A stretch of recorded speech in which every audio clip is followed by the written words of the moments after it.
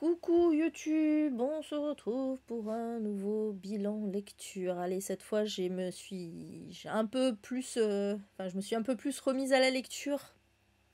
Finally, c'est vrai que il y a eu un petit peu un passage à vide en octobre. C'était pas foufinou. Septembre, octobre, c'était pas foufinou.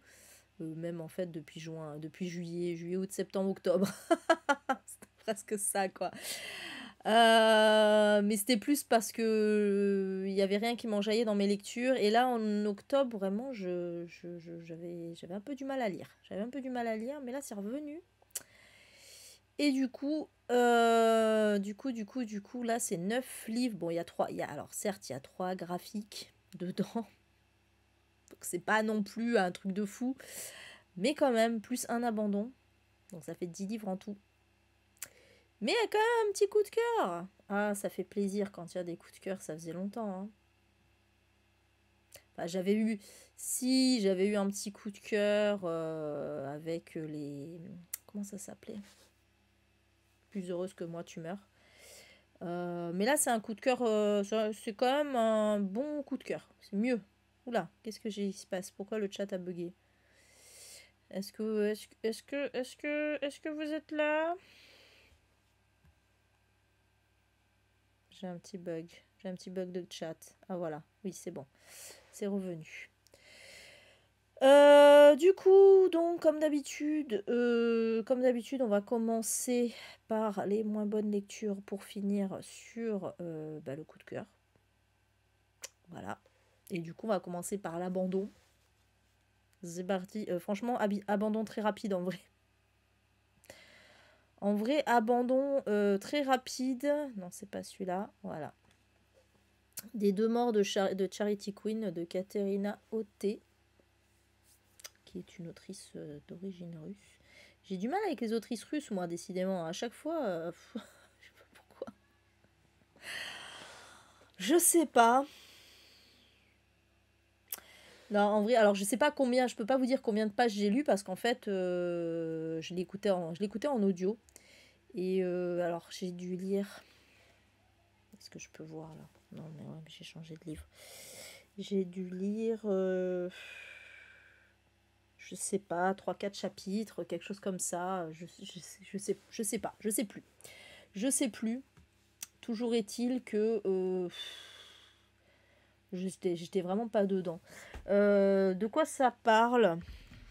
De quoi ça parle? En fait, c'est Charity Queen. En fait, c'est une avocate assez reconnue parce que genre elle s'occupe des cas désespérés. Voilà. Putain, j'ai l'impression que ça rame là.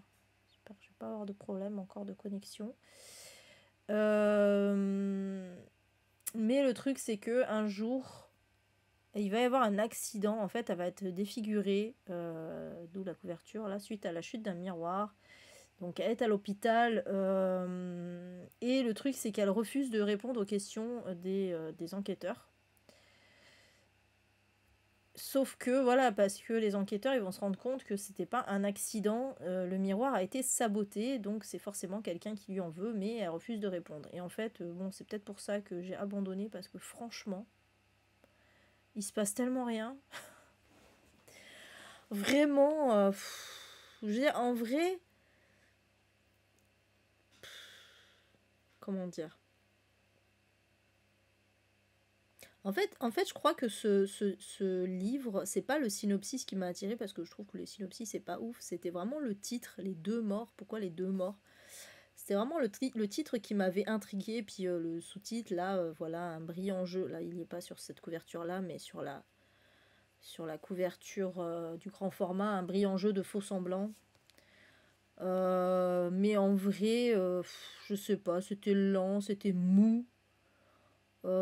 J'étais pas du tout dedans. J'avais du mal à suivre parce que on suit différents personnages et on comprend pas trop ce qui se passe vraiment. Et puis ça traîne. Et puis. Mais j'étais là, bon, je vais arrêter parce que ça me saoule en vrai. Donc voilà, j'ai arrêté. J'ai arrêté, je sais pas pourquoi. Voilà, je me suis dit, je vais pas m'infliger ça, c'est pas intéressant. Bon, voilà, peut-être qu'il est bien le livre, hein, si ça se trouve, j'aurais pas dû arrêter. Je sais pas s'il y en a qui l'ont lu. Bon, merci Karine pour ton abonnement. Merci beaucoup. Miaou miaou. Ouais, je pense pas qu'il y en ait beaucoup qui l'aient lu. Je sais pas si, je suis même pas sûre qu'il y ait de bons retours ce livre-là en fait. Hein. C'est dommage, hein. Mais bon, bah tant pis. Hein, écoutez, c'est pas une grosse perte. Je l'avais mis parce que ça rentrait dans le Black November et dans Dégomme ta pâle parce qu'il y avait le mot mort. Bon, voilà. Mais sinon. Bref, voilà en tout cas pour celui-ci. Ensuite, j'ai lu Okuribi, Renvoyer les morts. Encore le mot mort, mais alors là, c'est un hasard, c'est marrant. De Hiroki Takahashi. En fait, j'ai lu parce que c'était, il était dans ma palle du hasard. Et c'est donc la nuit du... pardon, j'ai du mal à exprimer. La palle du hasard, c'est chez Séverine, dis-le bien, ce livre...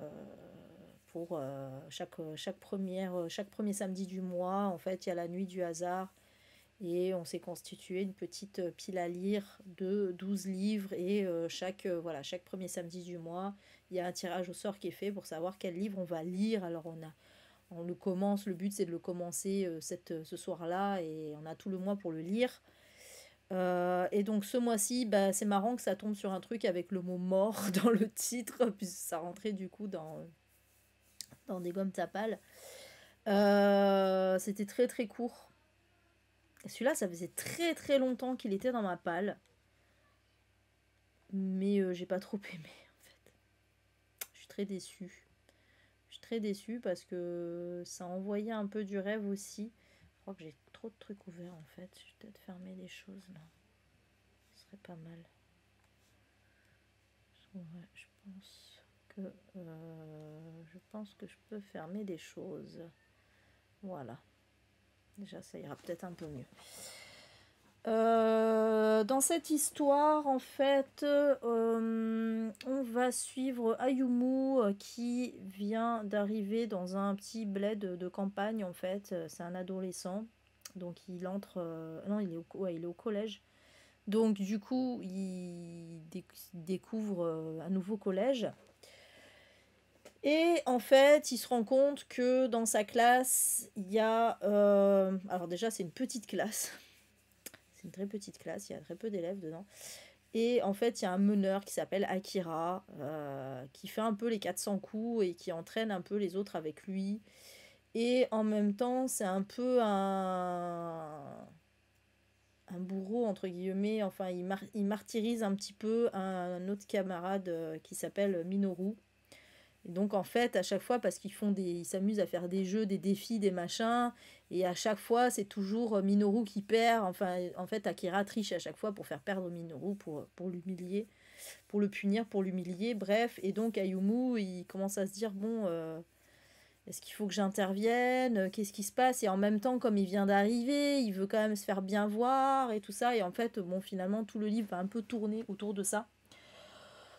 Moi, voilà, ce qui m'intéressait, c'était effectivement la thématique du harcèlement scolaire. Hein. C'est une thématique qui me tient à cœur. Mais j'étais déçue, je sais pas. En fait, le truc, c'est que il est court et il arrive quand même à être redondant. Parce que c'est toujours un peu, je trouve, un peu le même schéma qui se répète. Et puis, Ayumu, c'est un personnage hyper passif. Du coup, ben, t'as un peu du mal à être avec lui, en fait. Hein, je sais pas. T'es là, ouais, bon, intervient, fait quelque chose, je sais pas, quoi. Non, il est juste voilà, il est en retrait, il observe, il raconte ce qui se passe. Et la fin est très décevante aussi, au final. Donc, bon, voilà, ça restera pas dans les annales. C'est un peu dommage. C'est un peu dommage. Après, franchement, il y avait des trucs intéressants. En plus, ça m'énerve parce que je me souviens qu'il y avait des fins de chapitres qui étaient vachement prenantes et tout. Et petit cliffhanger ou quoi. Et j'étais, ah ouais, trop bien et tout. Puis après, ça retombait comme un soufflé. J'ai ah ouais, bon, bah tant pis, hein. Voilà. Donc, dommage pour celui-là, mais c'est comme ça. Heureusement qu'il était court. Ensuite, j'ai lu Succès mortel, le premier tome du Cozy Mystery, Le chat du bibliothécaire de Miranda James, où donc on suit un bibliothécaire qui s'appelle Charlie. Et Charlie, il a un chat. Donc, alors Charlie, je sais plus, je crois que c'est un quinca, hein, c'est un quinca. Et il a un chat qui a un gros Maine Coon. Alors, c'est marrant parce que sur la couverture du livre, c'est pas du tout un Maine Coon, mais bon, admettons. C'est un gros Maine Coon qui s'appelle Diesel. Et en fait, c'est un chat-chien, quoi. C'est-à-dire que le chat, il le balade en laisse, le chat le suit partout, le chat fait sa life, le chat intervient dans le... Enfin bon, c'est trop drôle, quoi. Ouais, ils sont super beaux, les Maine Coon, mais moi, j'aimerais pas en avoir un. Je sais pas, je les trouve...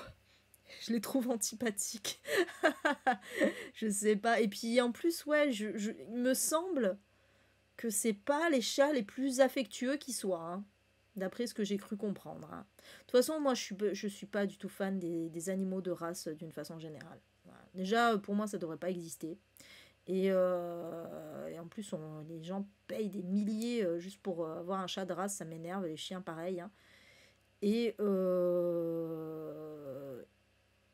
et en plus, ouais, en général, c'est pas effectivement les chats et les chiens de race, c'est pas les plus affectueux, quoi. Et c'est surtout les plus fragiles. Alors Maine Coon, je pense pas qu'ils soient fragiles, mais c'est souvent les animaux les plus fragiles.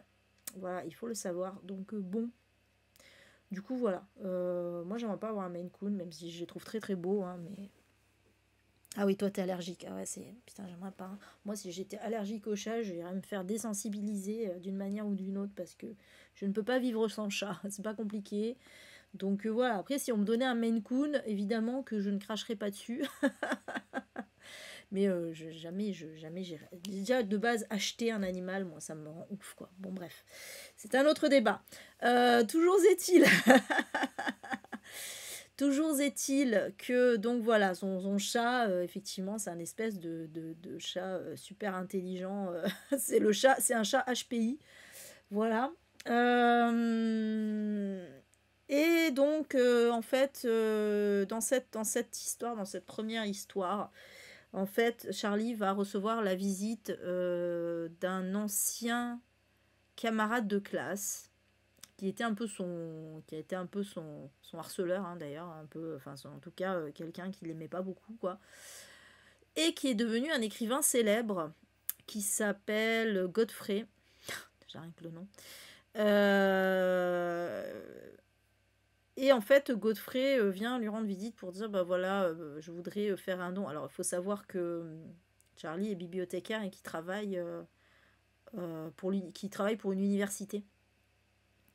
Et Godfrey veut faire un don de toutes ses archives, en fait, tous ses ouvrages, enfin bref, voilà, pour la postérité, vient faire un don à l'université.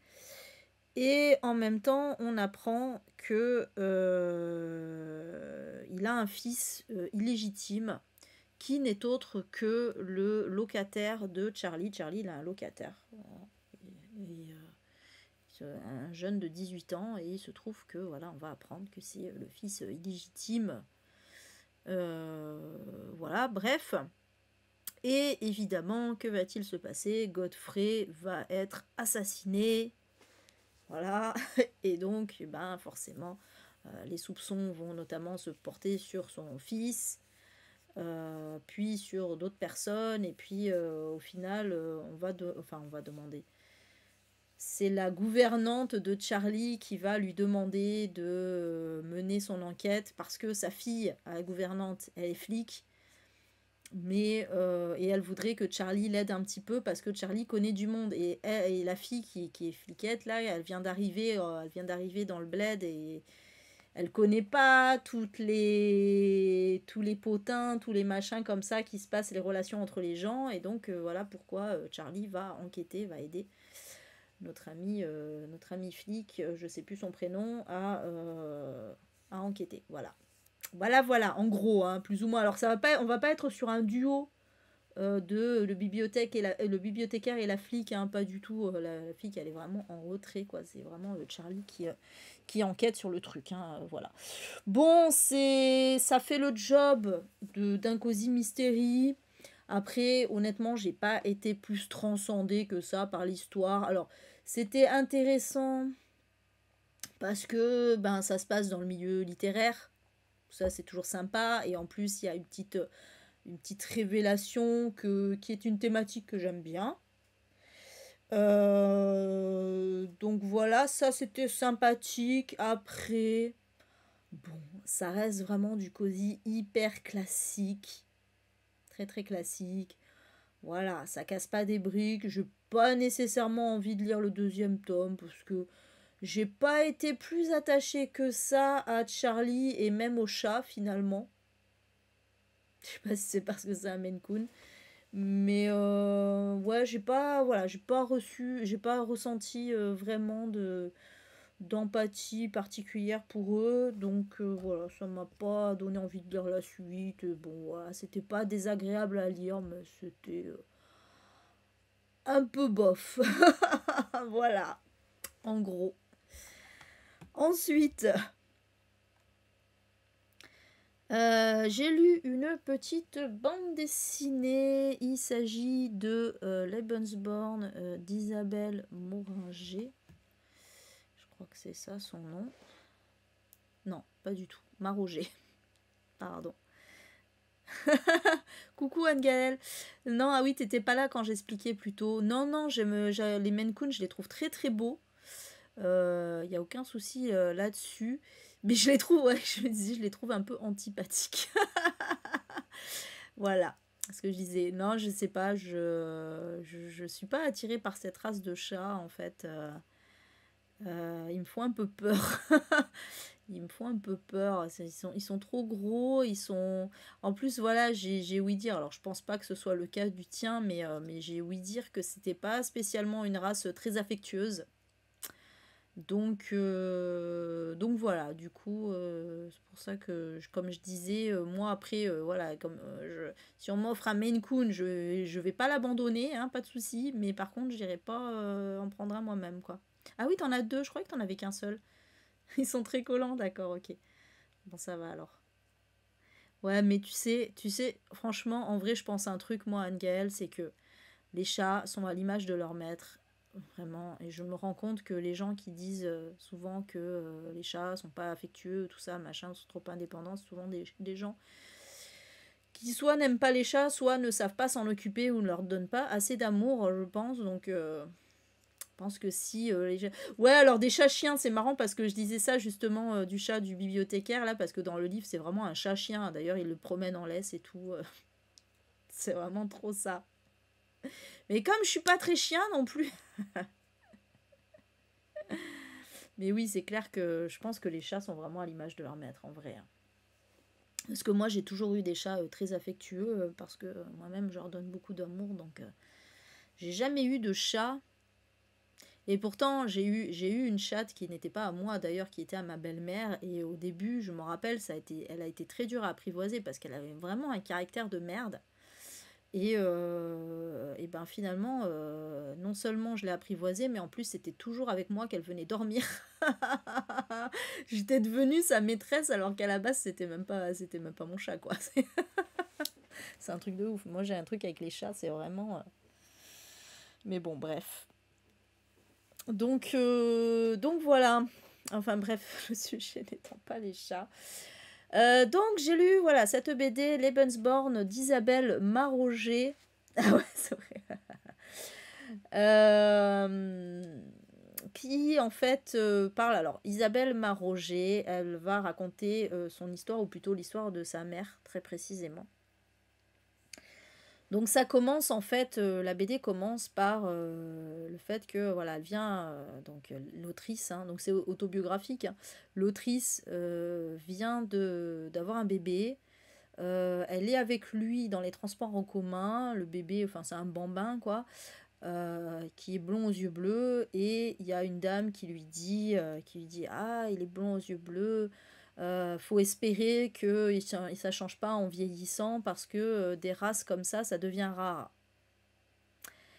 Et donc forcément, l'autrice, elle est choquée, quoi. Parce que c'est cette histoire de race. Et du coup, ça lui fait penser à l'histoire de sa mère. Et en fait, elle se dit qu'elle va raconter ça en bande dessinée. Et en fait, l'histoire de sa mère, c'est quoi? C'est que sa mère est née dans un, comment ça s'appelle? Un genre de pensionnat spécial où on accueillait des bébés sélectionnés en fait pour aller agrandir la race aryenne, quoi. Voilà, voilà. Voilà, voilà. Donc c'était un genre de programme. Alors les mères n'étaient pas au courant, précisons-le. Donc en fait, les Allemands allaient donc dans des pays, en particulier des pays nordiques. Donc là, en l'occurrence, c'est en Norvège. Et ils allaient chercher donc évidemment des femmes blondes de préférence, blondes aux yeux bleus, qui correspondaient à voilà à la bonne Arienne, quoi. Et le but c'était de faire des bébés et ensuite on accueillait ces femmes dans un espèce de ouais de pensionnat, de maternité, quoi, qui était mise en place exprès. Et ensuite, on retirait les bébés à leur mère, en fait. Absolument horrible, hein. Voilà, pour du coup les rapatrier en Allemagne, parce que le but, c'était donc, hein, vous l'avez compris, voilà, d'augmenter la population aryenne en Allemagne. Voilà, vive les nazis. Et d'ailleurs, ouais, dans le livre, à un moment, il y avait une citation. C'était les nazis avaient deux projets secrets. Le premier, c'était d'exterminer tous les juifs, et le deuxième, donc, de faire naître des bébés aryens. Voilà. Et donc ça, donc c'était le deuxième. Et donc Lebensborn, c'était le nom qu'on donnait à ces maternités, en fait.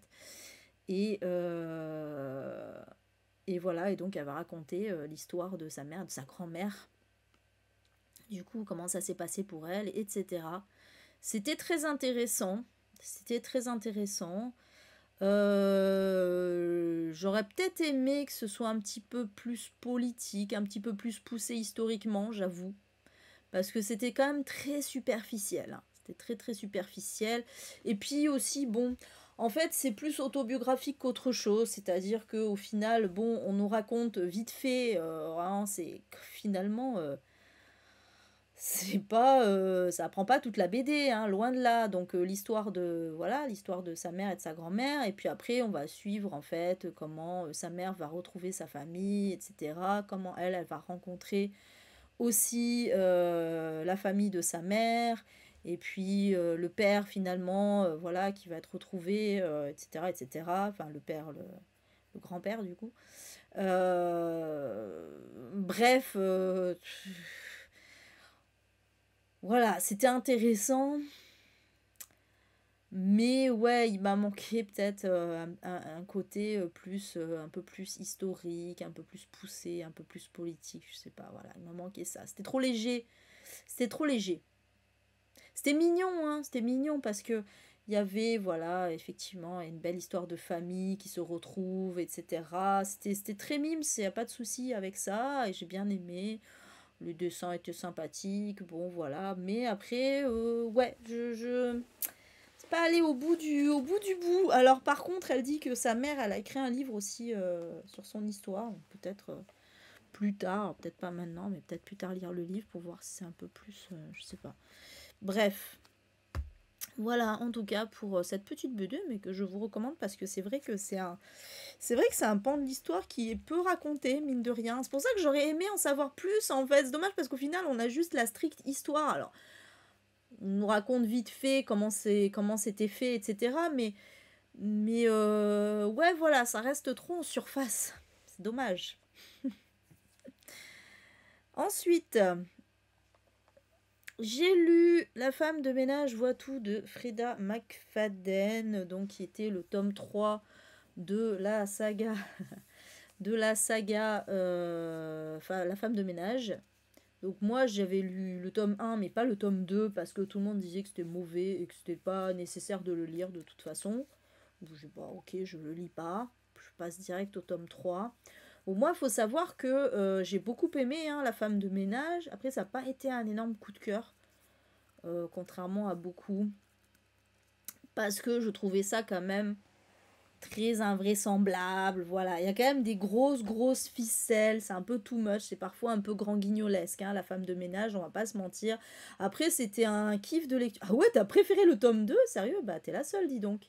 Pourquoi? Moi, je suis curieuse de savoir pourquoi, du coup, Géraldine, t'as préféré le tome 2. Ouais, bah après Estelle, en vrai, vraiment, je me suis rendu compte que c'était pas grave, hein, parce que on revient pas. Au final, en plus, le tome 3 spoil même pas le tome 2. C'est ça le pire, c'est que finalement, on dirait. En fait, en fait, je pense que tu peux même lire le tome 3 sans avoir lu les deux autres parce que on a vraiment l'impression qu'on débute avec des nouveaux personnages. En fait, il n'y a pas ce truc dans les tomes de saga policière et tout ça qui se suivent où on nous fait soit un petit résumé des choses, soit on fait allusion à des choses qui sont passées avant, mais que toi, tu es là, oui, bon, d'accord. Là, non. Alors oui, il y a des allusions, certes, quand même, hein. Et il y a aussi des explications un peu de sa vie d'avant, mais on n'a pas l'impression d'avoir manqué des choses en fait. C'est très bizarre. Hein. Moi, c'est la première fois que je lis un tome 3 comme ça, où vraiment on part comme si on était avec des nouveaux personnages qu'on ne connaissait pas. Vraiment, ça donne vraiment cette impression, quoi. Donc, du coup, c'est pas du tout gênant de sauter un tome. Hein. Honnêtement, vraiment, voire même de lire que le tome 3, c'est pas du tout gênant. Vraiment pas.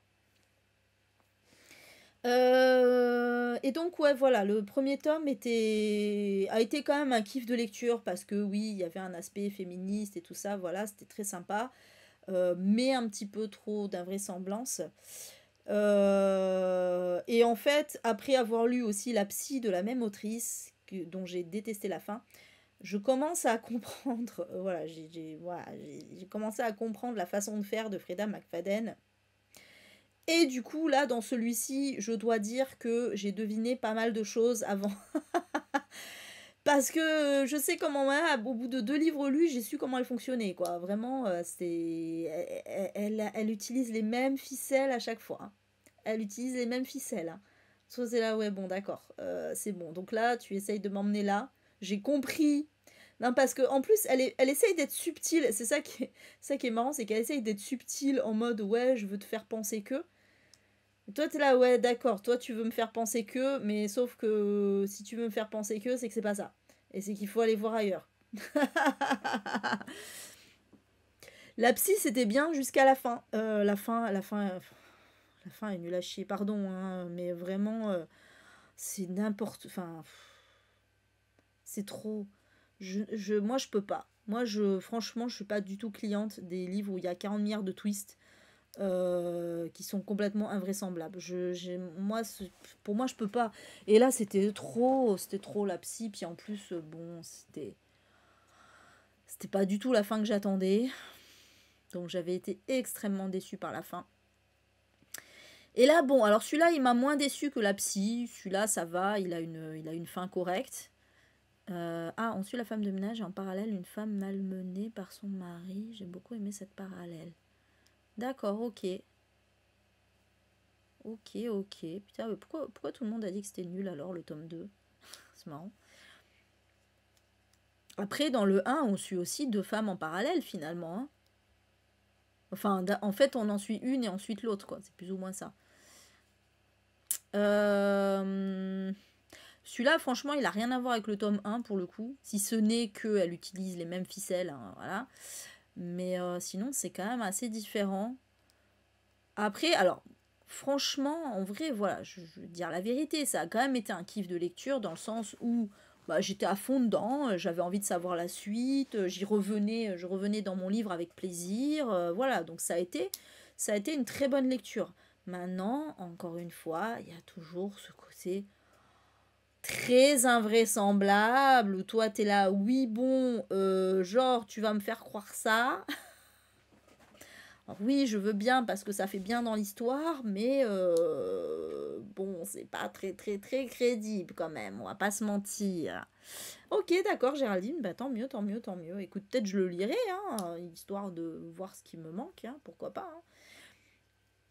Mais là, bon, j'avoue que cette autrice, honnêtement, je suis pas sûre qu'il faille que je continue à la lire parce que bon, c'est bon, j'ai compris sa façon de fonctionner. Et puis c'est vrai que les twists grand guignolesques, c'est pas trop trop pour. Celui-là, c'est moins que la psy quand même. Hein. Ça va, c'est un peu plus crédible que la psy, mais c'est quand même pas. C'est quand même abusé. C'est quand même un peu abusé. Voilà. Donc, j'ai pris un plaisir à lire, mais honnêtement, voilà, c'est pas un truc qui va me rester en mode waouh, c'est trop génial, quoi. Voilà pour celui-ci. Ensuite, j'ai lu un petit manga, un tome 1. Il s'agit de Ikigami, préavis de mort.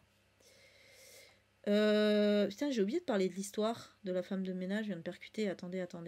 On va peut-être quand même dire de quoi ça parle. Excusez-moi, je reviens en arrière. Pardon. Je me dis, putain, mais j'ai oublié un truc là. J'ai pas dit de quoi ça parlait. C'est pas parce que c'est un tome 3 que on va zapper le synopsis. Donc en fait, on va suivre Millie qui était donc l'héroïne du tome 1 et peut-être aussi du tome 2 je suppose, hein, qui était donc femme de ménage dans le tome 1, qui dans le tome 3, bon c'est pas un gros spoil si je dis que voilà, je dis pas avec qui mais elle s'est mariée, comme ça spoil pas, elle s'est mariée, elle a des enfants, elle est plus femme de ménage. Et en fait, elle va emménager donc avec son mari et ses enfants dans une maison de banlieue, un peu vraiment le truc classique, voilà, de la famille qui emménage dans une maison de banlieue. Et les voisins sont chelous. Et clairement, les voisins sont chelous. Donc en fait, elle a dans la maison d'à côté d'elle, elle a un jeune couple dont la femme est visiblement un peu nymphomane, hein, puisqu'elle se met à draguer son mari. Et surtout, elle est assez horrible, vraiment, elle est très détestable, hein, dans le sens où elle va sans arrêt faire des réflexions très hypocrites et très désagréables à Millie.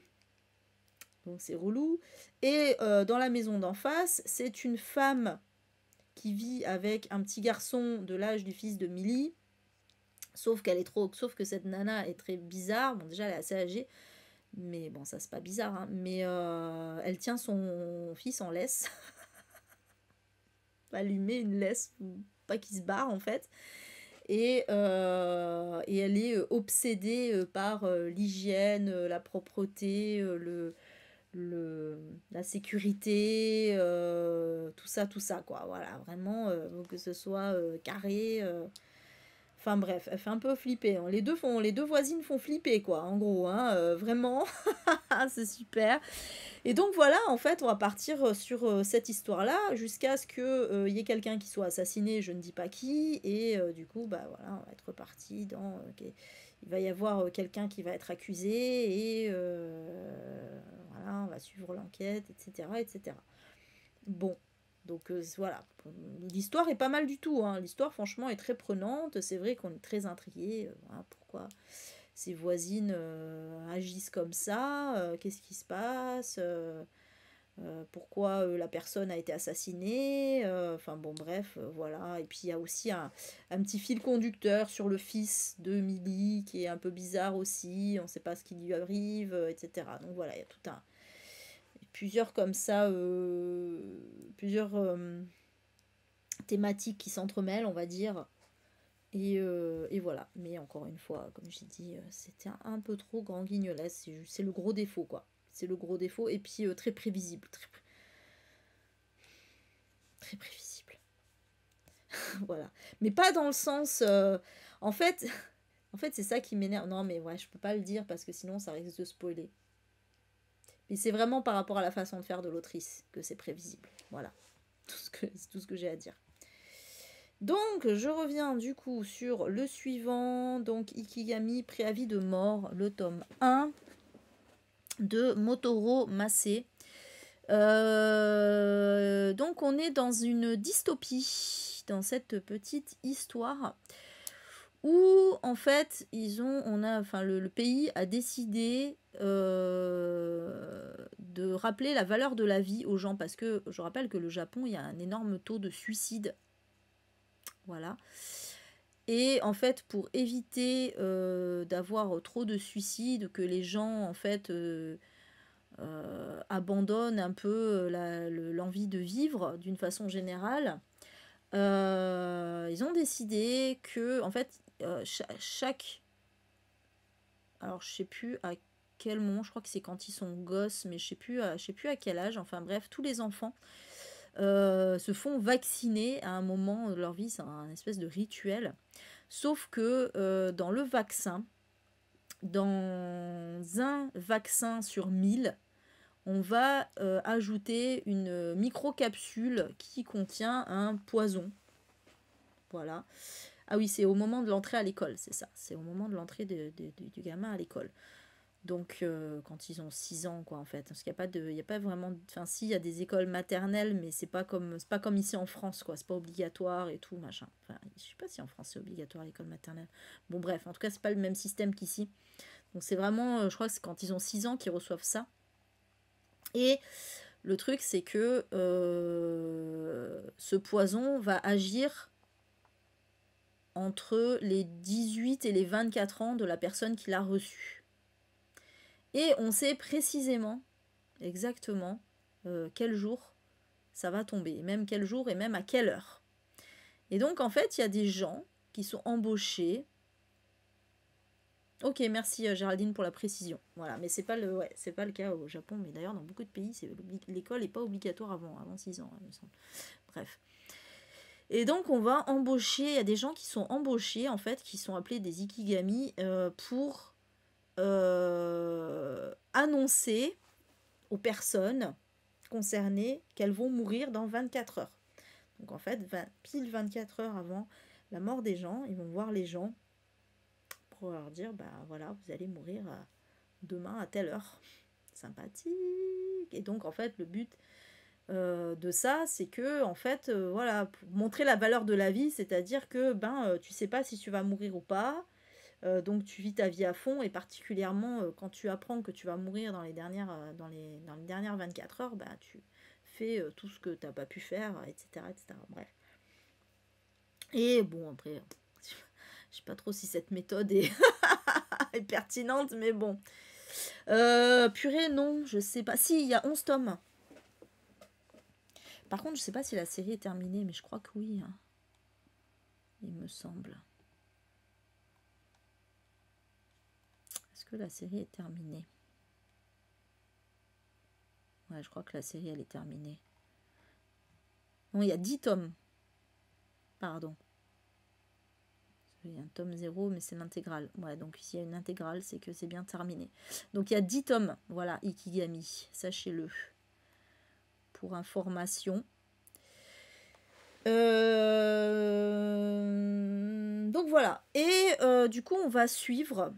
En fait, on va suivre plusieurs personnes parce que donc on va suivre principalement, je sais plus son nom, parce que c'est pas indiqué, bon c'est pas grave, notre héros là qui est sur la couverture du tome, qui est donc un ikigami chargé donc d'aller, et donc on va en fait à travers lui on va suivre un peu le processus de tout ça, voilà comment ça se passe. Mais à chaque chapitre on va suivre une personne différente à qui donc notre héros va annoncer la mort prochaine. Ça rappelle le synopsis de ils meurent tous les deux à la fin. Ah d'accord, je savais pas. Je vois ce que c'est comme livre, mais je connaissais pas le synopsis. Et donc voilà, on va suivre à chaque fois divers personnages comme ça, et notamment par exemple un personnage qui, vu qu'il apprend qu'il va mourir dans 24 heures, il décide de partir en croisade pour se venger des gens qui l'ont harcelé quand il était à l'école. La thématique du harcèlement scolaire revient beaucoup au Japon, hein, vraiment. Et du coup, oui, ce que je disais, Irina, ouais, dit Tom. Il y a un si gros décalage? J'espère qu'il n'y a pas autant de décalage là du chat. Donc voilà. Et du coup, voilà, pour montrer un exemple, justement, c'était un peu ce qui se passait aussi dans le livre La Mesure, où les gens reçoivent une cordelette là, qui indique leur durée de vie, etc. Et en fait, bon, bah, les gens qui ont une courte durée de vie, comme ils n'ont rien à perdre, ils commencent à faire des dingueries. Et c'est vrai que, bon, là, c'est un peu ça, effectivement. Bah oui, t'as rien à perdre, tu t'en fous, tu vas crever. Donc, autant aller buter des gens, hein, super. Voilà, donc après, il n'y a pas que ça, hein, c'est pour donner un exemple. Après, il y a d'autres histoires qui sont extrêmement intéressantes aussi. Mais voilà, bon voilà, ça a le mérite en fait de soulever diverses thématiques autour de ça. C'était pas mal. C'était pas mal. C'est pas hyper original en soi, honnêtement, parce que c'est vrai que ce genre de truc, je l'ai vu plusieurs fois hein, finalement. Mais c'était pas mal.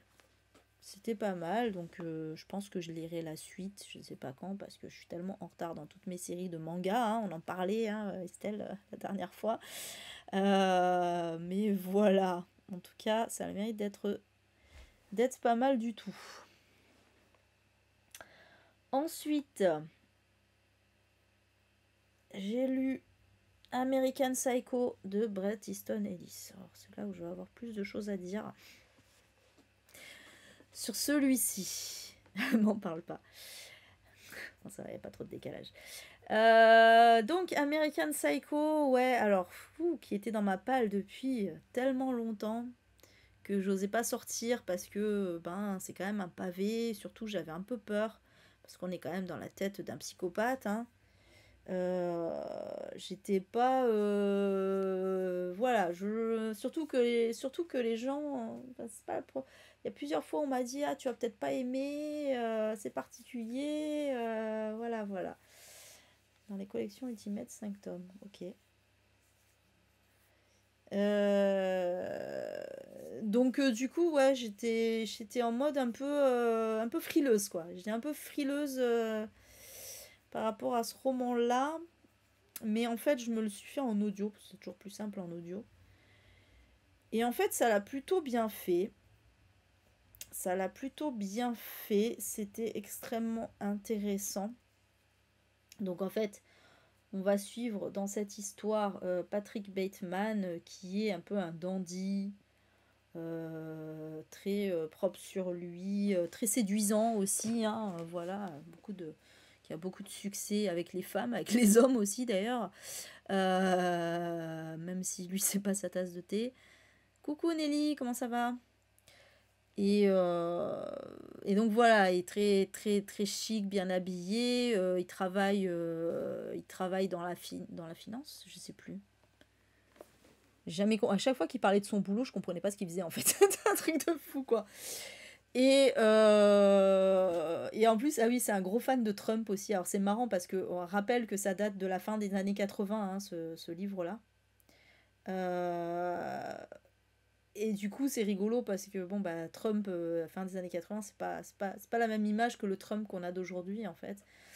Mais voilà, c'est un gros fan de Trump. Ouais, il veut vraiment, c'est son modèle. Et effectivement, Patrick Bateman, c'est quelqu'un qui a les dents longues et voilà, qui veut absolument réussir, être le meilleur, le plus beau, tout ça, machin. Bref, voilà. Mais Patrick Bateman, il a aussi un secret, c'est que Patrick Bateman, c'est un putain de tueur en série. Voilà.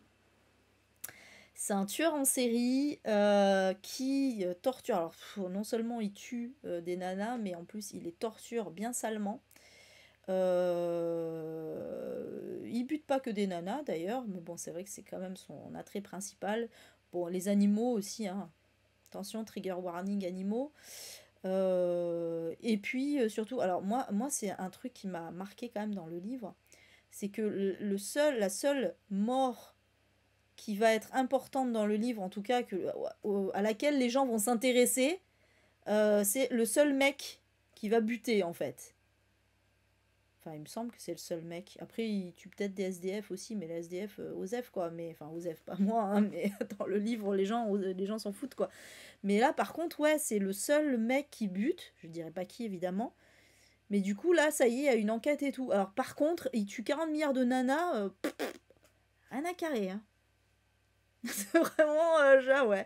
Bon, cela dit, je pense, en vrai, parce que c'est pas vraiment à l'image de notre société, finalement, hein. Alors, c'est vrai qu'il tue beaucoup des travailleuses du sexe. Bon, bah voilà, hein, clairement, la société en a rien à carrer. Mais pas que, quand même, hein. Pas que des travailleuses du sexe, hein. Bon, bref. Mais c'est intéressant de noter ça, que la seule personne sur laquelle il y a une enquête, c'est le mec. Parce que c'est un mec important, en plus, donc forcément, voilà. Bref. Et voilà. Et du coup, en fait, alors, il y a un truc, il y a une particularité à ce livre aussi, c'est que il y a des marques qui sont citées tout le long. En particulier des marques des marques de mode, des marques de haute couture. Parce que, en fait, le narrateur, donc c'est Patrick Bateman, hein, il est sans arrêt en train de décrire les vêtements des autres, et les siens aussi d'ailleurs. Donc à chaque fois, voilà, il porte un costume Armani, et c'est sans arrêt. Armani, je crois que c'est le truc le plus cité, mais donc c'est sans arrêt comme ça. Et même quand il n'y a pas de marque, il décrit quand même les fringues. Il y a ça, et puis après, bon, il y a d'autres marques aussi qui sont citées. Voilà, s'il y a des appareils, s'il y a des choses comme ça, il va vraiment. Tout est cité, toutes les marques qui vont l'entourer, les boissons, tout, voilà, tout est cité, c'est assez impressionnant. Et puis, il y a aussi des chapitres spéciaux sur un groupe, un artiste en particulier, avec toute sa discographie et toute la critique de sa discographie, en fait. Alors, je sais pas, j'ai l'impression que, donc, du coup, c'est une critique de Patrick Bateman, hein, je suppose, hein, ça, même si c'est pas dit, je pense que c'est ça. Et ça pourrait être l'auteur aussi, mais bon, ça serait bizarre. Mais du coup, même, c'est quand même bizarre. J'avoue, ces chapitres sont... T'es là, oui, d'accord, ok, pourquoi pas. Je pense que c'est peut-être pour ajouter un peu à la personnalité du personnage, quoi, mais bon, c'est assez énigmatique. Euh,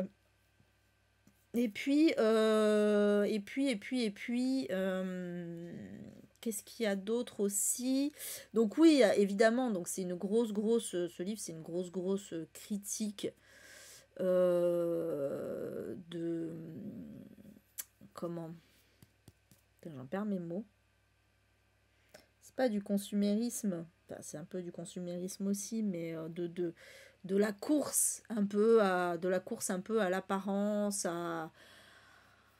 voilà, c'est vraiment ça en fait. Et c'est marrant parce que en fait c'est assez marrant de constater que dans ce livre, en fait, les hommes sont ultra machos, hein. Pas que Patrick Bateman, ils sont tous très très machos, et en même temps ils sont vraiment métrosexuels, quoi.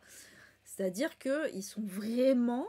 ils accordent énormément d'importance à leur apparence, à leur coiffure, leurs habits, etc. Et même d'ailleurs, Patrick Bateman, il a tout un rituel de skincare. Alors ça s'appelle pas skincare dans le livre, parce que je rappelle que c'est les années 80, hein. Mais il a tout un rituel de skincare. C'est trop drôle en fait, parce que vraiment, ils sont totalement métrosexuels, quoi. Alors que c'est des gros machos et que clairement aujourd'hui ça serait, enfin voilà, les masculins d'aujourd'hui sont pas là. Alors c'est marrant parce que du coup les masculins d'aujourd'hui vont nous dire que les hommes d'avant étaient beaucoup plus virils, tout ça, et que maintenant les hommes sont trop efféminés. Bon, quand tu vois ça, c'est sûr que voilà, on n'est pas là-dedans du tout, quoi. C'est tout l'inverse. Mais ça qui est drôle, mais je pense qu'après, c'est une critique aussi de la part de l'auteur. Alors, n'oublions pas que l'auteur est quand même quelqu'un d'assez réac, on va pas se mentir. Mais cela dit, j'ai bien aimé quand même qu'il y ait justement cette critique-là, un peu ce contraste entre le fait qu'il soit très macho, que Patrick Bateman soit même un putain de psychopathe qui torture des nanas, et qu'à côté de ça, il dit voilà, mes cheveux, ça va, alors je me mets une petite crème, voilà, toi t'es là, oui, bon, d'accord. Après, c'est pas moi, voilà, il y a ce côté-là que effectivement j'aime bien et en même temps que j'aime pas parce que ça rappelle beaucoup aussi que dans les années 80, il y avait pas mal ce truc autour des tueurs en série efféminés quand même, hein. Et c'est pas forcément bien parce que ça sous-entend que c'est du tueur en série parce qu'ils ont cette tare là, que c'est forcément une tare d'être efféminé, de vouloir s'habiller en femme. Donc on pense au Silence des agneaux, au film de Brian De Palma, j'ai oublié le titre, mais Kim il va le dire. Ou voilà, à d'autres. Ou peut-être non, peut-être qu'il faut pas le dire parce que c'est peut-être un spoil d'ailleurs, mais bon, bref. Voilà, il y a eu plusieurs films comme ça où effectivement t'as ce côté-là du tueur qui s'habille en femme ou est très efféminé, etc. Et du coup, on retrouve un petit peu ça là-dedans quand même s'il s'habille pas en femme, même si ça reste un gros macho. Donc ouais, je suis un peu mitigée aussi là-dessus, hein, mine de rien. D'un côté, ça me plaît bien parce que ça casse le mythe du gros mascu viril et tout ça. Et d'un autre côté, il y a aussi ce truc de... Mais précisons quand même, ce qui est important, c'est pour ça que moi je penche plus vers l'hypothèse de ça casse le mythe du gros macho, c'est que euh, Patrick Bateman il est ultra homophobe, hein. Patrick Bateman il est ultra homophobe. Donc voilà. Mais il y a beaucoup de mais dans mes mais, hein, vous remarquez, c'est pour ça que je suis en mode homophobe, mais est-ce que pas homosexuel refoulé, j'ai l'impression un petit peu aussi quand même, hein. Voilà. Je dis ça, je dis rien. Donc ouais, je sais pas, Bret Easton Ellis, je me méfie un petit peu. Mais bon, il y a quand même pas mal de choses intéressantes dans ce livre. Alors ouais, il y a aussi le... Ce qui est compliqué quand même, c'est que les scènes, elles sont hardcore. Et en fait, comme je disais ça aussi la dernière fois que j'en parlais, c'est que ce qui est assez étonnant, c'est que en fait, pendant toute une partie du livre, tout est sous-entendu. C'est-à-dire qu'à aucun moment on ne voit Bateman tuer quelqu'un en fait.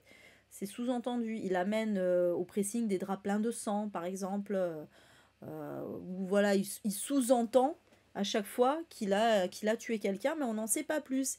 Et ça pendant quand même une bonne partie du livre. Et à chaque fois, j'étais là, mais en fait, finalement, c'est pas si trash, c'est sous-entendu. Bon, ok, moi ça me gêne pas, hein, pourquoi pas, ok.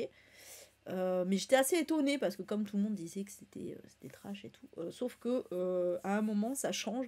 C'est très bizarre en fait comme le livre il est plus ou moins divisé en deux parce que voilà il y a vraiment toute cette première partie où on suit un Patrick Bateman qui est absolument même, je me rappelle quand j'en parlais avec Kim, c'est même limite si... Merci pour le suivi Luis Carlos. C'est même limite si il est pas, c'est pas le plus gentleman parmi ses potes en fait, Batman. Il est, ouais, on sent que voilà, c'est un dandy, très apprêté, tout ça. Et puis bon, voilà, il est gentil. Enfin, voilà, il y a tout ce côté-là. En fait, pendant toute la première partie du livre, on nous montre vraiment un Patrick Bateman plutôt positif finalement. Et donc, on comprend quand même on comprend que c'est un tueur et tout ça, mais c'est très sous-entendu.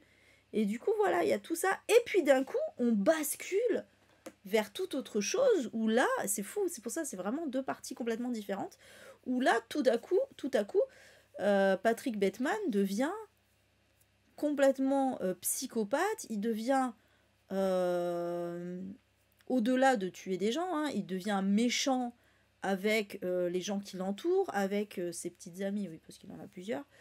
Enfin voilà, il devient très, vraiment fourbe. Et là, surtout, on assiste complètement donc aux séances de torture. Alors en plus, alors précédé à chaque fois d'une scène de cul assez totalement pornographique, hein. C'est vraiment les scènes sont totalement pornographiques et d'ailleurs à l'image des films pornographiques, hein. Vraiment, c'est des scènes de films porno, hein, littéralement. Et ensuite, donc, suivi par les scènes de torture où absolument tout est décrit. Et là, vraiment, tu dis, oui, bon, d'accord, effectivement, effectivement, on est dans du trashouille. Bon, moi, personnellement, c'est pas les scènes que je préférais, non pas parce que enfin si ça me dégoûtait, mais je veux dire, voilà, j'étais pas en mode trigger non plus. J'étais plus trigger sur les animaux, c'est toujours pareil. Mais c'est juste que bon, je trouvais pas ça très intéressant, littérairement parlant, on va dire. Clairement pas. Voilà, vraiment. Je trouve que c'est voilà, c'est ce côté du livre là que j'ai moins aimé parce que j'ai trouvé que c'était un peu voyeuriste, un peu putassier. Oui, bon, est-ce qu'on a vraiment besoin d'avoir absolument tout le détail, tous les détails? Est-ce que c'était nécessaire pour comprendre que c'était un putain de psychopathe? Je suis pas sûre. Franchement, je suis pas sûre. Mais bon, c'est fait, c'est fait. Donc finalement, qu'est-ce que j'en retire? Que c'était quand même, oui, c'est un livre culte, c'était quand même... Ah ouais, c'est vrai, t'en es pas là, putain, la chance. Attends, bon courage. Bon, voilà, c'était... Même si c'était un pavé, j'avoue, j'ai pas senti, il n'y avait pas de longueur ou quoi. Alors, je l'écoutais en audio, certes, mais en audio, on ressent aussi les longueurs, hein, quand il y en a. Là, j'ai pas ressenti de longueur. Bon, à part les chapitres, alors oui, les chapitres sur les artistes... Je sais pas pourquoi je les ai pas passés d'ailleurs. Ouais, je les ai pas passés parce que chaque fois je me disais peut-être il va y avoir un truc important dedans, mais non, pas du tout. Donc si tu veux les passer, Karine, passe-les parce que franchement c'est pas intéressant du tout. Enfin, sauf si tu t'intéresses à l'artiste en question et que tu as envie de savoir l'avis de Patrick Bateman sur sa discographie. Mais, mais sinon c'est pas... Voilà quoi. C'est comme les recettes de cuisine dans les enquêtes d'Anna Swanson. Hein. Mais du coup je sais plus ce que je disais. Oui, que du coup, voilà, à part ça, j'ai pas du tout ressenti de longueur dans le livre, j'étais vraiment à fond. Et ouais. Et, et ouais, bon, voilà, c'est clair que c'est une satire de. C'est une satire de tous ces espèces de jeunes arrivistes dans la finance là alors après c'était pas à l'époque c'était pas encore les traders et tout mais c'est un peu le loup de Wall Street quoi hein, c'est un peu ça aussi voilà tous ces petits mecs qui ont les dents longues qui rayent le parquet quoi euh, et où il y a une course un peu voilà à l'apparence à qui c'est qui aura le plus beau costume Armani il y a vraiment ça et puis il y a aussi une haine dans ce livre enfin pas de l'auteur hein, bien sûr de Patrick Bateman mais même des acolytes aussi de Patrick Bateman il y a vraiment une haine des classes inférieures des pauvres des minorités évidemment hein. C'est violent, hein, c'est violent, attention, hein, faut s'accrocher parce que là, le N-word, il est prononcé, quelquefois, le P-word aussi, enfin voilà quoi, enfin il me semble, hein, ou similaire. Voilà, et sinon, ouais, dernière remarque, détail, mais c'était marrant que le terme cheesecake soit traduit. Donc, ils mangent des gâteaux au fromage. Parce que c'est vrai qu'à l'époque, on n'avait pas ça en France. Hein. Allez, il y a encore un bug avec le chat. À l'époque, on n'avait pas ça en France, les cheesecakes. Et c'est vrai que du coup, bon, voilà, ils ont traduit par gâteau au fromage. Mais par contre, ils ont gardé les termes Diet Coke, Diet Pepsi. Alors que il me semble que dans les années 80, ça existait déjà, non, le Coca Light. Quoique, remarque, c'est peut-être arrivé plus tard. Coca Light, Pepsi Light, c'est peut-être arrivé un peu plus tard, c'est peut-être pour ça. Mais du coup, c'est marrant, mais ça, ils n'ont pas traduit. Ils auraient pu le traduire, hein. Pourquoi pas, je sais pas comment, mais. Mais ouais, ils ont gardé des termes comme ça, des anglicismes, en fait, qui sont chez nous. Alors, français, non, Coca Light, c'est pas français, mais vous voyez ce que je veux dire, qui ont une traduction chez nous maintenant. Et par contre, ils ont traduit des trucs qu'on a gardés, dont on a gardé les termes originaux, et du coup, c'est marrant, en fait. C'est assez rigolo, la traduction française. Mais bon, voilà. Et puis, du coup, ouais, on suit un petit peu la vie de Trump aussi. qui était avec Ivana à l'époque. Hein. Mais voilà. Hein, c'était intéressant. L'aspect aussi, l'aspect culturel était intéressant. Genre, il y a un nouveau groupe qui s'appelle U2. Illustres inconnus, dis donc. Bon, c'est rigolo, quoi. Voilà, c'était l'époque. Hein. Voilà, en tout cas, donc pour American Psycho de Bret Easton Ellis. Et donc, je passe à la suite avec La colère de S.A. Cosby que j'ai terminé en retard. Je l'ai terminé aujourd'hui. J'aurais dû le finir la semaine dernière, hein, c'était pour le Black November, je suis un peu en retard, mais bon. Au moins, je l'ai terminé avant le bilan lecture, c'était ma limite. J'ai adoré. J'ai adoré. Alors, je pense pas autant que le Sang des Innocents, qui est son troisième, celui-là c'est le deuxième. Mais j'ai quand même adoré. Donc dans cette histoire, en fait, on va suivre deux hommes, Ike et Buddy Lee. Donc Ike qui est noir et Buddy Lee qui est blanc. Chacun avait un fils. Je dis avait, puisque ces deux fils sont morts. Pourquoi? Parce que ces deux fils étaient en couple et que donc ils ont été vraisemblablement victimes d'un crime homophobe. Voilà, ils ont été froidement assassinés tous les deux. Et donc Ike et Buddy Lee qui ne se connaissent pas parce que ils étaient tous les deux plutôt homophobes, ils n'avaient pas chacun pas accepté l'homosexualité de leur fils et du coup ils n'étaient pas allés à leur mariage et donc ils ne se sont jamais rencontrés. Mais là ils vont être amenés à se rencontrer à l'enterrement notamment et bah en fait ils vont se rendre compte qu'ils ont perdu.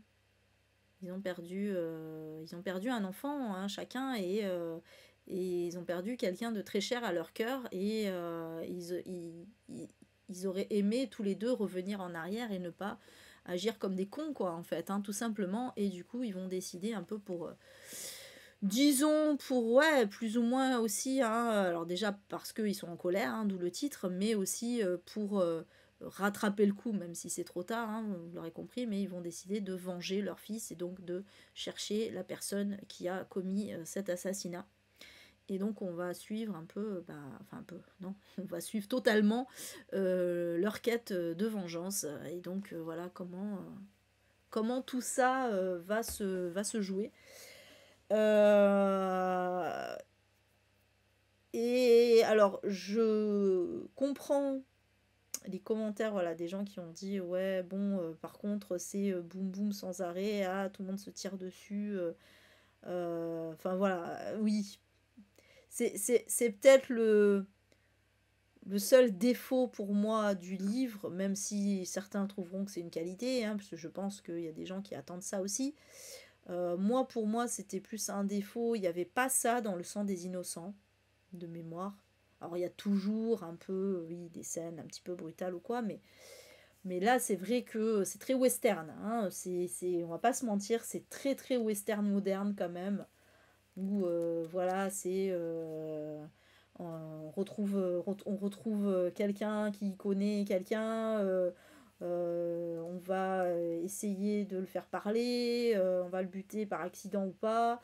Du coup, les autres vont se venger contre nous et donc vont s'en prendre à nos proches, etc. Enfin, c'est un peu un espèce d'engrenage comme ça. D'ailleurs, ça m'a beaucoup fait penser à I Saw the Devil, ce film coréen de Park Chan-wook. Parce que il y a cette histoire de se faire justice soi-même, comment se faire justice soi-même peut amener à finalement pire situation que ce qui était au départ, quoi, en fait, hein, peut amener à avoir des conséquences terribles, parce que bah, forcément, tu mets la vie de tes proches en danger aussi, quoi. Donc il y a cet aspect-là dans le livre, sauf que c'est quand même plus positif, c'est beaucoup moins déprimant qu'I Saw the Devil, c'est quand même plus positif, on va pas se mentir. Les Roses oubliées, c'était pareil aussi? Ah, d'accord. Ah, le sang des innocents, on est moins là-dedans, hein. C'est pas le même délire, le sang des innocents. On est plus sur une enquête, en fait, hein, de mémoire, hein. S'il y a des trucs comme ça m'a pas marqué, ça m'a beaucoup moins marqué, en tout cas.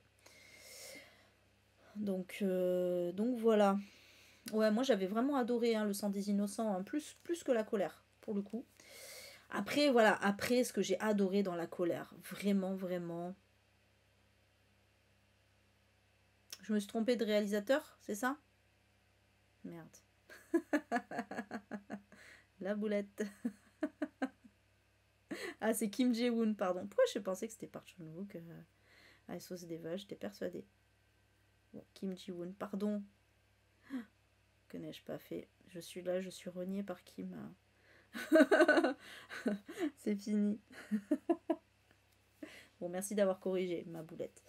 Euh, Donc, qu'est-ce que je disais? Oui, ce que j'ai vraiment adoré dans la colère, en fait, c'est tout l'aspect autour de la communauté LGBT et de l'homophobie d'une façon générale, mais aussi de l'homophobie dans la communauté noire. Je trouvais ça extrêmement intéressant, en fait, de parler de ça. Alors, je rappelle que l'auteur est noir, hein. Euh, Puisque donc là, notamment, c'est l'un des deux pères, hein, Ike, qui est donc noir, qui est totalement homophobe et qui a jamais pu accepter l'homosexualité de son fils. Il faut savoir que la communauté noire est une communauté très croyante. Et de fait, ben, pour eux, oui, voilà, l'homosexualité, c'est un péché, voilà. Donc il y a vraiment cet aspect-là qui ressort beaucoup dans le livre. Et c'est très intéressant de suivre la rédemption petit à petit, en fait, de ce père. Et ça parle d'une façon générale, voilà, de la communauté noire. Et aussi des noirs LGBT qui du coup ben, subissent la plupart du temps le rejet de leur père PAIRS, mais aussi de leur père PERES, hein, voilà. Et à quel point voilà, c'est doublement compliqué pour eux parce qu'ils sont rejetés par les blancs parce qu'ils sont noirs et ils sont rejetés par les noirs parce qu'ils sont gays, quoi. C'est vraiment très très compliqué. C'est un euphémisme. Et donc, ouais, il y a tout cet aspect-là. Et puis après, bon, c'est un peu. Alors, c'est un petit peu. Comment. C'est un peu pédagogue, hein, ce livre, voilà, pour expliquer un petit peu vite fait les problèmes, voilà, de toutes ces communautés. Donc, ça parle de racisme, ça parle d'homophobie, ça parle de transphobie. Ça parle de, voilà, de plein de choses comme ça. C'était très intéressant de la part d'un auteur noir, voilà, moi je trouvais ça génial, hein, franchement. Et vraiment, voilà, il y a toute cette rédemption qui est très touchante, qui est très émouvante, en fait, de la part de ces deux pères. Donc l'un, voilà, qui est noir et qui est très homophobe parce que ben, c'est comme ça dans sa communauté. L'autre qui est blanc, Buddy Lee, mais qui a un gros pecno, quoi, hein, vraiment, c'est vraiment ça, c'est vraiment le redneck. Buddy Lee, c'est le redneck par excellence, en fait. Donc forcément qu'il est homophobe aussi, quoi. Et au final, bah oui, les deux, ils deviennent extrêmement touchants, quoi. Et c'est bien parce que, j'allais dire, tout n'est pas noir ou blanc, sans mauvais jeu de mots, hein, bien sûr, dans cette histoire. Mais moi, j'aime bien le fait qu'il explique aussi, Essay Cosby, que le racisme, alors c'est évidemment pas pour excuser les racistes, hein, d'ailleurs, c'est pas ce qu'il fait, mais que le racisme est tellement ancré, en fait, dans ces communautés, que ce soit donc la communauté noire croyante et la communauté blanche redneck, on va dire, que du coup ils ont été élevés comme ça, en fait, et ils connaissent pas, finalement, ils connaissent pas la communauté LGBT, ils connaissent rien de tout ça. Eux, tout ce qu'ils savent, c'est que ben, les PD, c'est pas bien, quoi. Voilà, en gros, hein. Et du coup, oui, c'est intéressant d'expliquer tout ça. Et voilà, j'ai beaucoup aimé cet aspect-là du livre. C'était très beau, c'était très touchant. Et après, bon voilà, et c'est vrai qu'il y a un côté très western, boum boum, ça tire dans tous les sens, machin. J'avoue qu'il y avait des scènes que je passais un petit peu quand ça tirait dans tous les sens. J'étais là, ouais, bon, je m'en cogne un peu. Mais il y a tellement de beaux messages, il y a tellement de personnages attachants dans le livre euh, que du coup, voilà, j'ai quand même adoré, quoi. J'ai quand même adoré. Et en fait, plus on avance dans le livre et plus j'aimais ma lecture. Vraiment.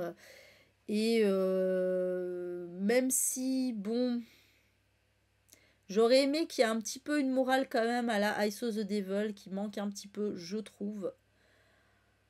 Mais ça va quand même parce que, bon, on comprend que c'était pas, voilà, il y avait des trucs, c'était pas forcément des bonnes idées, voilà. Mais c'est... Puis les deux, ouais, les deux pères ont fait de la prison aussi. Ça, c'est intéressant parce que du coup, Ike, lui, il est totalement en rédemption. Il a ouvert sa propre boîte et tout ça, machin. Mais il a quand même encore ce truc-là, un peu voyou, de vouloir en découdre et tout. C'est un peu un livre sur la masculinité toxique quelque part, mais justement, c'est le seul truc, c'est le seul bémol du livre, c'est que c'est pas trop critiqué, ça, je trouve. Pas assez. Parfois oui, mais parfois non, quoi. Là, ouais, bon, visiblement, il faut quand même foncer dans le tas pour que ce soit bien, quoi. Hein. Euh, Surtout qu'à un moment, enfin bon, non, je vais pas spoiler. Je vais pas spoiler, mais il y a des moments où j'étais un peu déçue. Voilà, bon bref. Bref, voilà pour, en tout cas pour celui-là, mais c'était vraiment très très bien quand même. J'ai vraiment adoré. Ensuite, j'ai lu Les Liens du Sang, le tome 1 de Shuzo Oshimi. Oh là là, ce manga. Ouais, je vois qu'il y a 17 tomes, je suis même pas sûre en plus que ça soit pas encore en cours. Euh, ça va être long. Donc ce tome 1, il m'avait été offert par Camille, de Camisole. Waouh, il m'a tué ce manga. Il m'a tué. Alors déjà, premièrement, les dessins sont absolument sublimes. Vraiment. Et la particularité, je dirais, de ce manga, justement, par rapport à ses dessins, c'est que les dessins sont... Enfin, le dessin est en rapport avec l'action, en fait. C'est-à-dire que, par exemple, à un moment, il y a un des personnages qui a un choc, et qui se rend compte d'un truc horrible. Et en fait, sa main en dessin se délite un peu, en fait. On voit sa main comme ça qui se... un peu tremblotante et en même temps, le dessin se délite. Et en fait, je trouvais ça génial comme idée. Vraiment, c'est trop bien fait. Bon, on va peut-être dire de quoi ça parle quand même. Donc en fait, on va suivre Seiichi qui est un ado. Enfin ouais, c'est ça, un jeune ado, il va au collège. Je sais plus s'il va à l'école ou au collège, bref. Ouais, il doit avoir une douzaine d'années, je pense. A priori, voilà, tout va bien dans sa vie. Il a une mère aimante. Son père, il travaille pas mal, mais pareil, ça se passe très bien avec lui aussi. Il a des amis, il a même une fille qui l'intéresse et visiblement c'est un petit peu réciproque. Bref, voilà, tout a l'air parfait dans la petite vie de Seiichi. Et en plus, voilà, ils reçoivent régulièrement chez eux la visite de la sœur de sa mère qui a un fils aussi qui est à peu près l'âge de Seiichi. Et du coup, les deux cousins s'entendent super bien, ils jouent à la console ensemble et tout, c'est super. Bref, le truc, c'est que on va comprendre petit à petit que la mère de Seiichi, elle est très mère-poule. Elle est très très protectrice, surprotectrice. Et en fait, bon, ça va prendre des proportions pas ouf. J'en dis pas plus. Je trouve que c'est bien de... Voilà, pas savoir plus. C'est totalement un livre sur une relation toxique, sur une parentalité toxique. Hein, vraiment, c'est ça. Hein, c'est la maternité précisément toxique en l'occurrence. Hein. Mais en fait, ce que j'adore, c'est que ben en fait, on présume pas de ce qui va se passer. En fait, c'est vrai que les choses arrivent petit à petit. Et j'avoue qu'à un moment, voilà, il y a un truc qui se passe. Bah, c'est le fameux choc que je disais. Et toi, t'es là. Ah, bon, on est là. Ok. J'avoue que je suis un peu restée sur le cul. Je suis là, d'accord. Bien, bien, bien. Et du coup, j'ai trop envie de lire la suite. Et franchement, alors, c'est vrai que l'histoire en soi est pas originale, honnêtement. J'ai déjà vu ce genre d'histoire. Hein. Voilà, c'est pas nouveau. Mais la façon dont c'est raconté et les dessins, c'est ça qui font l'originalité du manga. C'est-à-dire que les dessins sont sublimes.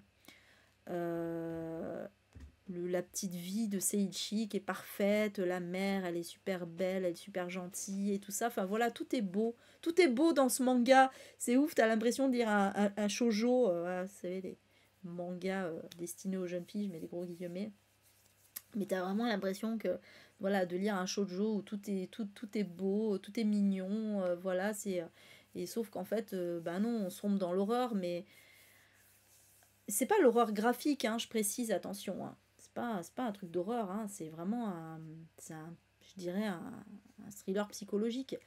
Mais c'est ça qui est bien, justement, c'est que ça reste beau, ça reste tout le temps beau et mignon, mais sauf que tout n'est pas mignon dans l'histoire. Voilà, c'était trop bien. J'ai trop envie d'acheter la suite, du coup. Franchement, mais rien que pour les dessins, mais les dessins, c'est une tuerie. Franchement, c'est vraiment, je mets ce manga dans le top, je sais pas, top 5 peut-être des plus beaux dessins que j'ai pu voir. Vraiment. Parce qu'il y a tout ce truc justement des dessins qui sont aussi assortis à l'histoire et tout, enfin aux actions en tout cas. Franchement, chapeau quoi. Vraiment chapeau. Bref, voilà. Pour celui-ci, et du coup, il va rester donc le dernier, le der, qui est mon coup de cœur. Dernier coup de cœur en date. Qui est donc la dernière reine du bal de Tiffany D. Jackson.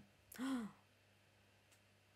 j'avoue que je me suis pris une petite clacasse quand même avec celui-ci.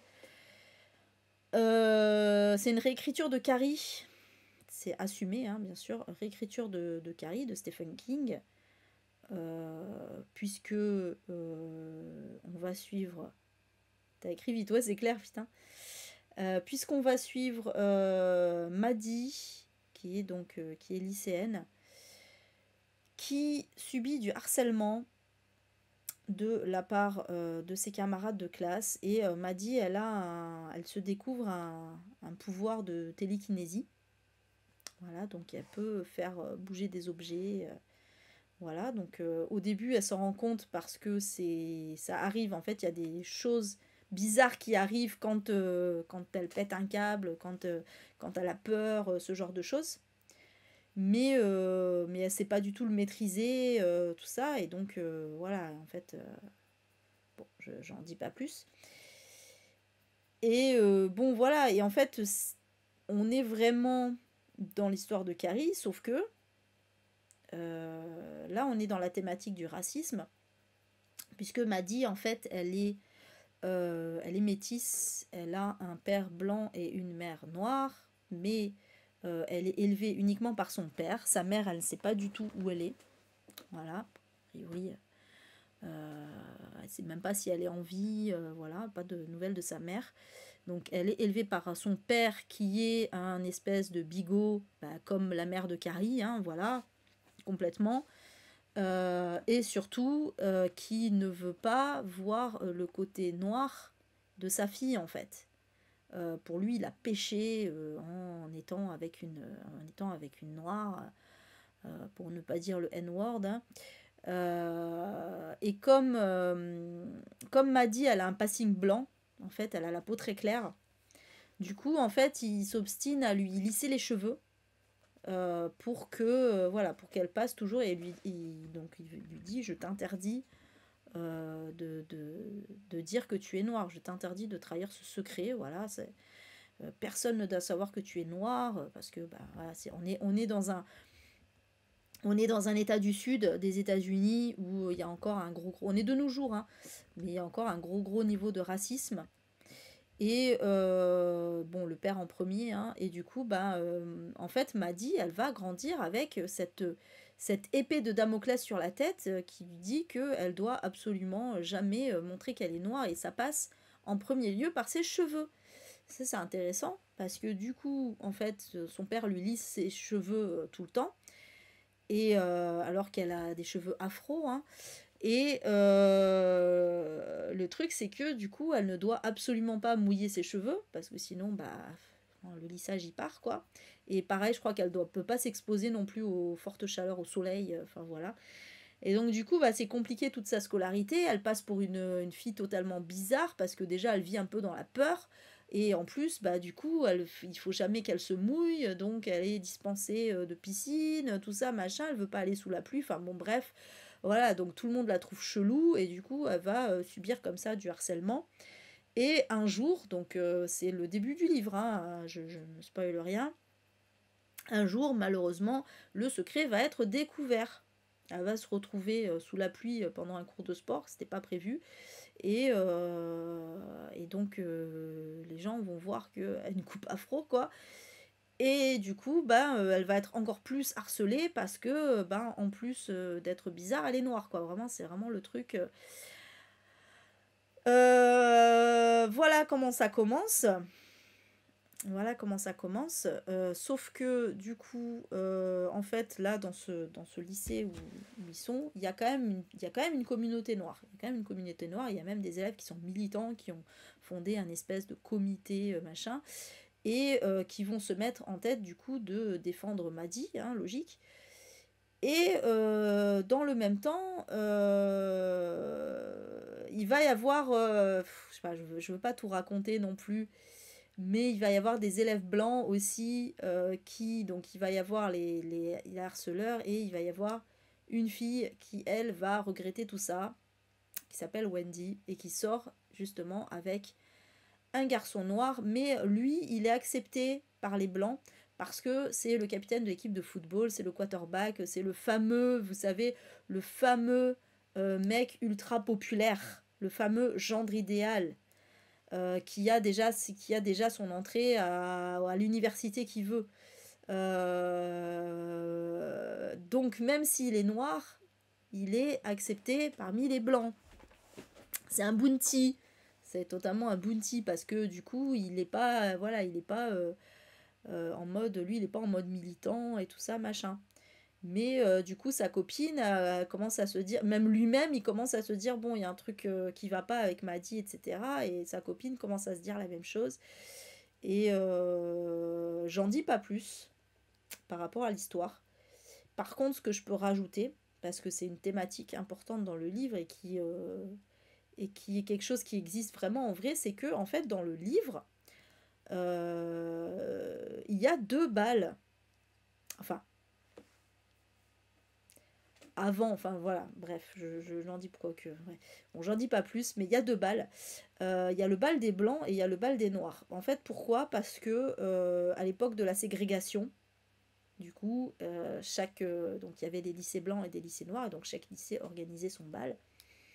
Le problème, c'est que quand il y a eu la déségrégation et que des élèves noirs ont pu rentrer au lycée blanc, ils ont voulu, en tout cas dans les États du Sud, ils ont voulu maintenir les balles blancs et les balles noires, parce qu'ils ne voulaient pas se mélanger en fait. Enfin, c'est surtout les blancs qui ne voulaient pas se mélanger aux noirs, hein, précisons-le.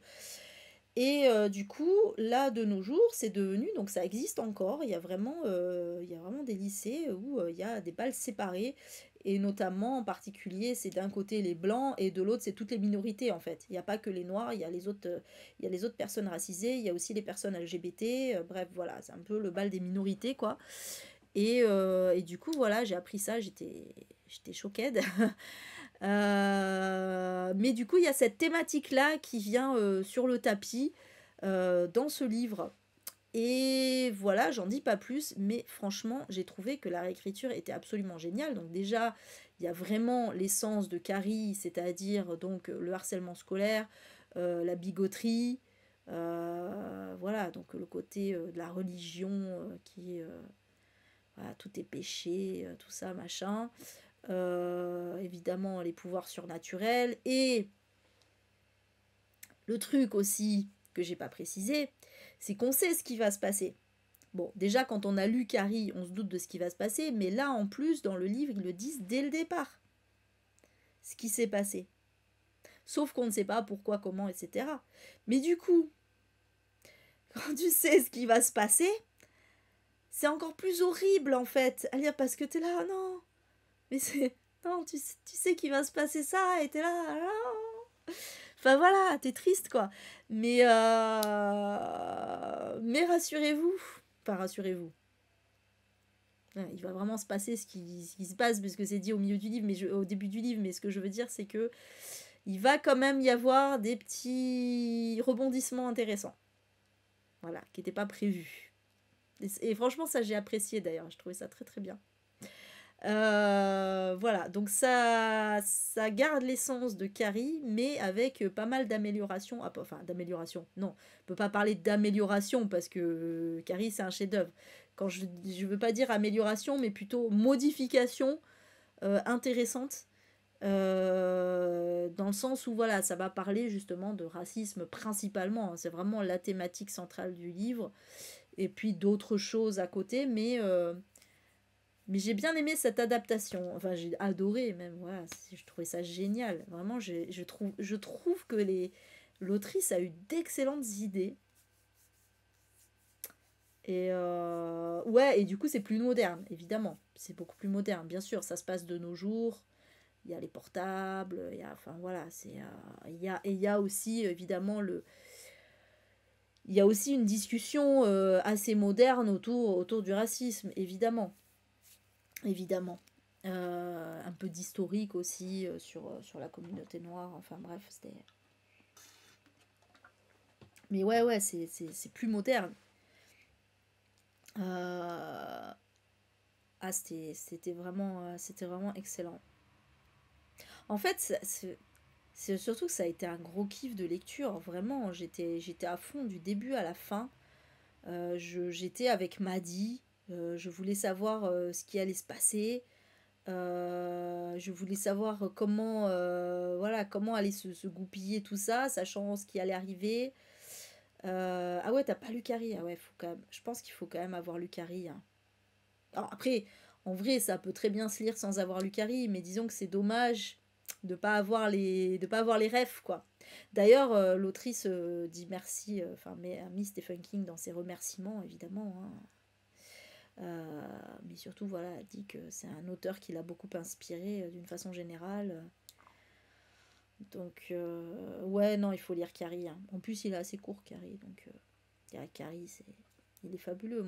Carrie, pour moi, c'est un personnage auquel je me suis souvent identifiée, en fait, hein. Moi, j'aime beaucoup, forcément, j'aime beaucoup les femmes torturées, vengeresses, quoi, hein. Et puis là, en plus, bon, c'est le harcèlement scolaire et tout. Euh, Et là, en plus, il y a un côté... il y a pas mal de douceur aussi, hein, dans ce livre, hein, je trouve, qui font un peu du bien aussi. Voilà.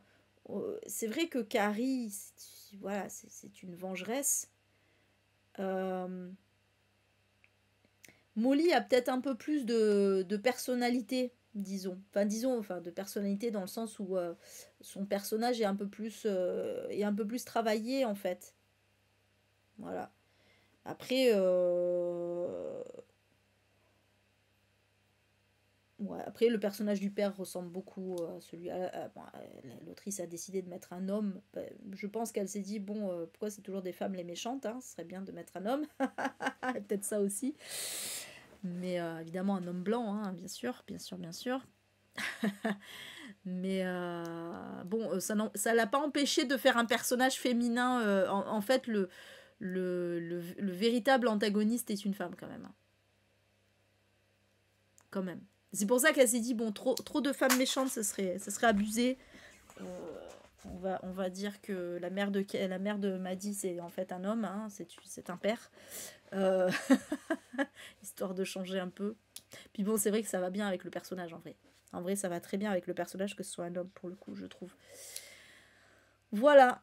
Donc, que des très bonnes idées dans ce livre. Alors, attention, ça reste du young adulte. Ne vous attendez pas à de la grande littérature, dans le sens où, voilà, ça va pas être au niveau de l'écriture ultra poussé. Mais il n'empêche que moi j'ai trouvé ça excellent, franchement. J'ai pas trouvé ça cucu, enfantin, tout ça. Non, c'était même dur, hein, c'était dur quand même, hein. D'ailleurs, il y a quand même des scènes trashouilles, hein. Il y a un peu des il y a un peu des trucs à la Destination Finale, j'ai trouvé, d'ailleurs. Pas dans le sens comique, mais dans le sens trash. J'étais en mode ouais quand même. Ok. Ah, c'est là oui. Ok. Mais c'était vachement bien. Donc voilà, très très bon, franchement je regrette pas de l'avoir lu celui-là, puis c'est très beau. Et du coup bah ouais, ça fait 2 livres de cette autrice que je lis, que j'adore. Donc il y avait Grown, qui était pour le coup plus réaliste, hein, puisque ça évoquait un petit peu l'affaire R. Kelly, mais en mode romancé, hein, en mode romancé, donc l'emprise dans le milieu musical. D'ailleurs, pourrait presque faire référence à l'affaire P. Diddy, hein, maintenant, voilà. Mais du coup, voilà, excellent livre Grown sur l'emprise psychologique. Et celui-ci, voilà, fabuleux. Donc deux très bons romans et complètement différents l'un de l'autre, même si ben, le point commun c'est quand même effectivement d'avoir une certaine souffrance féminine. Voilà, bah oui, hein, c'est assez féministe, hein, dans les deux cas. Mais traité de façon complètement différente. Vraiment.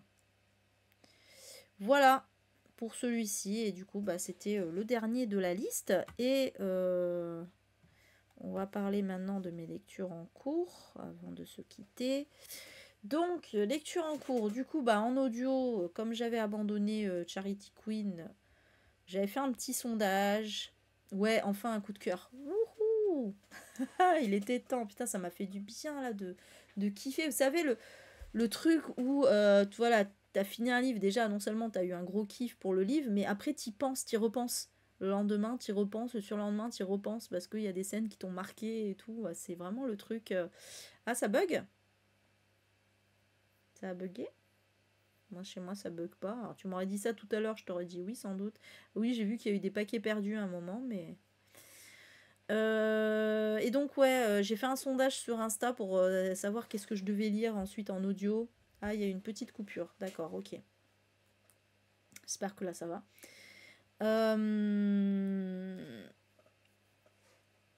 Et du coup, bon, il y en a 2 qui sont arrivés à égalité. C'était Tata de Valérie Perrin et Prime Time de Maxime Chatham.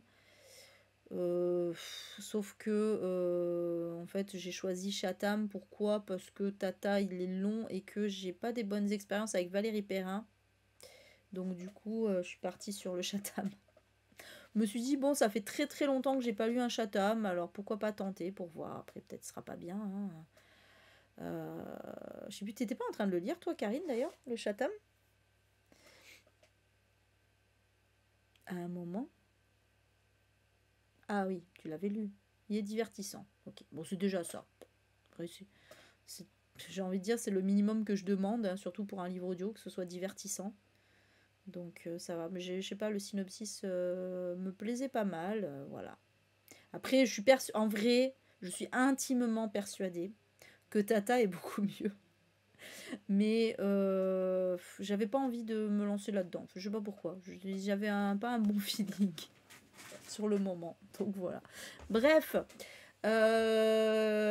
Ensuite, en papier, je suis en train de lire Tu es le fils de Benoît Sévrac.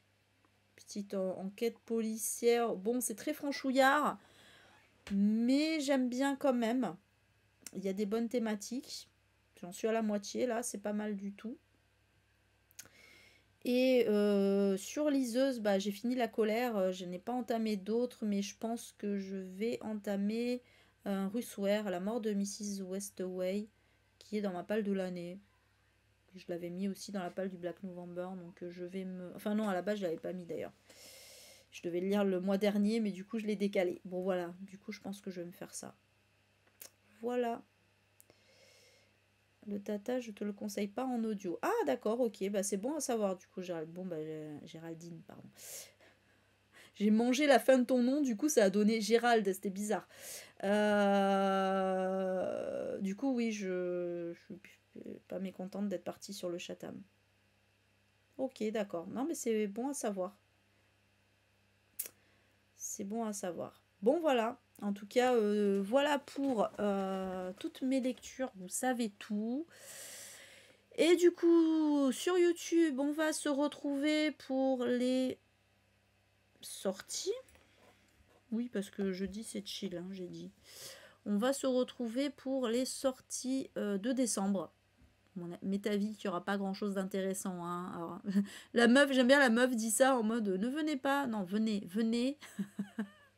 Surtout que je disais en début de live que voilà, j'avais de moins en moins de monde ces derniers temps, à part le dimanche. Donc de continuer de venir le dimanche, s'il vous plaît, ceux qui me suivent en live. Mais sinon, pour YouTube, oui, vous aurez la vidéo lundi, hein, dans la foulée.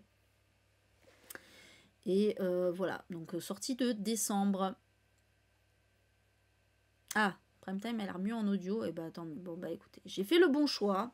C'est très bien. Non mais je suis très contente d'écouter ce petit Maxime Chatham. Là, ça me va bien. Ça me va bien. Voilà. Sur ce, là j'essaye en plus de lire des lectures un peu légères, entre guillemets. Euh, voilà, parce que c'est l'automne et parce que flemme un petit peu. Donc voilà. Mais ça va, je suis bien dans mes lectures en ce moment, je suis assez contente. Alors j'aime pas tout, hein, mais je suis dans un bon mood de lecture. Donc c'est cool, ça se passe bien. Sur ce, je vais laisser YouTube au moins déjà. Et donc bah voilà, à la prochaine vidéo, donc les sorties de décembre. Merci d'avoir regardé cette vidéo, j'espère que ça vous aura plu, que ça vous aura donné envie d'en lire certains ou pas. Et je vous fais des bisous. Miaou.